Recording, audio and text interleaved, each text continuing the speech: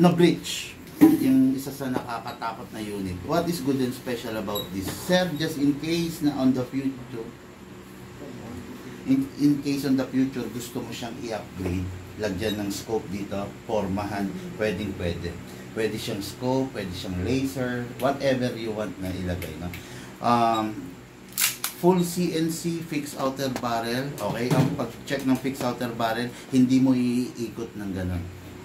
Ganun lang. Okay, ngayon naka-half up rubber na rin.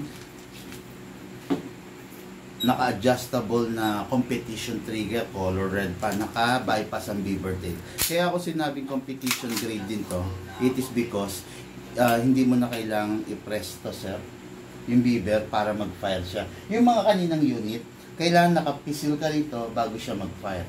Ito, kahit hindi ka nakapisil, magpa-fire siya. Competition grade yan, yung mga ganyan unit, sir. Full steel, CNC, kung meron lang tayong magnet, mamamagnet natin to, mabubuhat natin to, no? This is a 6.0 KP19 by the KJ Works Godfather, kung tawagin natin to, kasi napakalupit nito. Okay, malakas. Pwede siya sa 12 kg, pwede sa 14 kg, at syempre, pwede sa CO2. Naka-upgrade ang front and rear side, optic side, no? Wala ka nang babaguhin pa, wala ka nang gagastusin pa. Extended mag catch, etc. Naka-magwell. Okay, so let's start, no? So, sir, this is the silicone oil. Huwag po tayong gagamit, sir, ng WD-40. Iwasan natin yan, makakasira sa airsoft. Number 1, press the valve. Press para mag-open, saka natin sprayan. Okay? After that, sir, dito sa ilalim, ay, ito pala. Mga airsoft, we call this the base plate. Kailangan alisin to, then kailangan ibalik din kasi protection to ng unit para just in case na nalaglag yung magazine, hindi direct hit. Magazine, sir, prone sa pagkakaroon ng leak. Pag nagkaroon ng leak, unang gagawin, huwag kakalikutin, tawagan nyo kami, sir. Kasi i-guide ka namin. Okay? Then spray tayo rin sa inlet valve. Ito. Tanong ng karamihan, sir, gaano kadalas nag-i-spray every laro ba? Hindi po. Mag-i-spray lang po kayo pag nakita nyo tuyo na siya ng oil. Okay? Ngayon, 12 kg. 14 kg, pwede both sa unit na to, pero simulan na lang muna natin sa 12 kg. Masyadong malakas tong isa na to medyo tahimik na rin sa bahay. sa lugar nila, sir, baka mambulabog. Itong unit na to, sir, naka-fine tuning, naka-trigger job. Matipid na siya sa gas. You only need 2 seconds para mag-fire siya ng 40 to 50 shots. Other units, you need 7 seconds para mag-fire siya ng 30 shots. Ito, 2 seconds lang, umaabot ng 40 to 50. Okay, upside down, hindi po pwedeng pahiga at patayo. Kailangan pataob, press down. 1, 2, okay. Meron ng oil, may gas na. Balik natin agad yung base plate, no? Protection niya to. Okay. After that, maglagay po tayo ng bala. Ito po ang tawag dito, speed loader. Pag wala po kayo nito, isa-isa nyo pong i-shoot. Pero dahil meron, mas madali. Hatakin to pababa. Put your right thumb here, all the way. Then, sir, ay sorry, yun. Dito po ilalagay yung bala. Sa opening dito sa baba. Wag po dito, sir. Dito po. Pump lang po.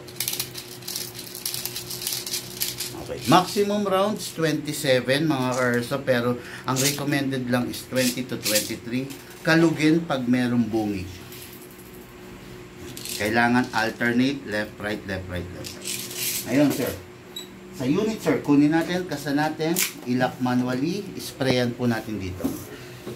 Importanteng sprayan dito, sir, para hindi maubos yung bakal. Then, dito sa ila. Okay? Release. Parang tunay. Pag nakababa to, ready to fire. I-rest muna natin, sir. Pasok sa unit, malakas. Hindi pwedeng itulak kasi hindi maglalak. Kailangan malakas. Kasa. Ready to fire. Ibibigay ko sa iyo, sir, yung unit na ka-safe. Unsafe mo na lang, then firing. Okay? Firing po tayo.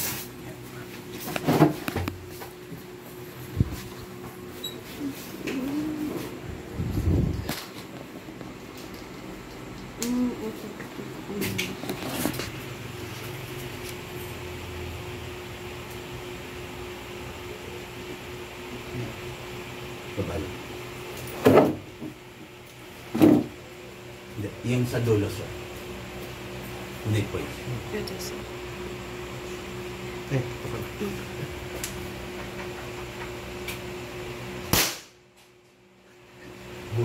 Abby. hindi man siya tapos itong tumala ko. Labas kayo, labas kayo. Para maibayin mo yung angle ni sir.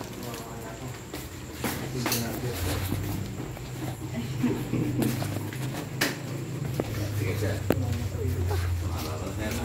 Smiling sir. Ubusin mo.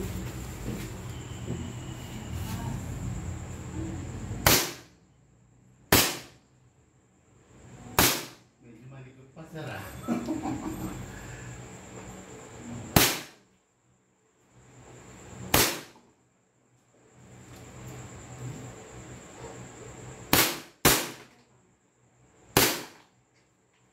Dami.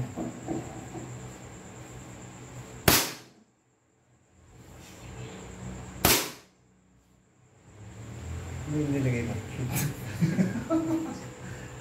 Hindi naman yung ubusin. Sige sir, ubusin mo para mag-open sir.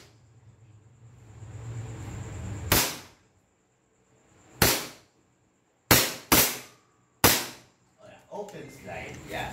Tara dito. Open slide ang tawag yan sir kasi wala na siyang bala. Okay? Next thing to do, pag ganyan nag-open slide, release the magazine. Tapos sir, ito. Release the slide. Then, press the hammer by pressing the trigger kahit without pressing the bevel. Okay? Competition grade to sir, hindi ka mahirapan dito. Tapos, ito. Patulad nito sir, meron pang tira to.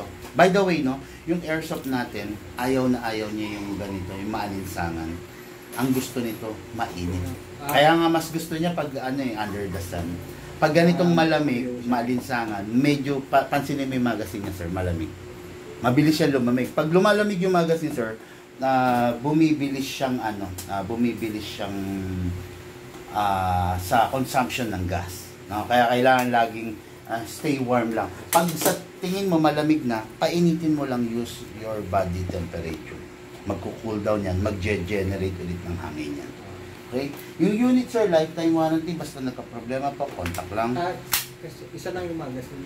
Yes, normally isa lang talaga. Pag sasali ka na sa competition, ano ba, magko-compete ka na, pwede ka naman mag-request sa amin.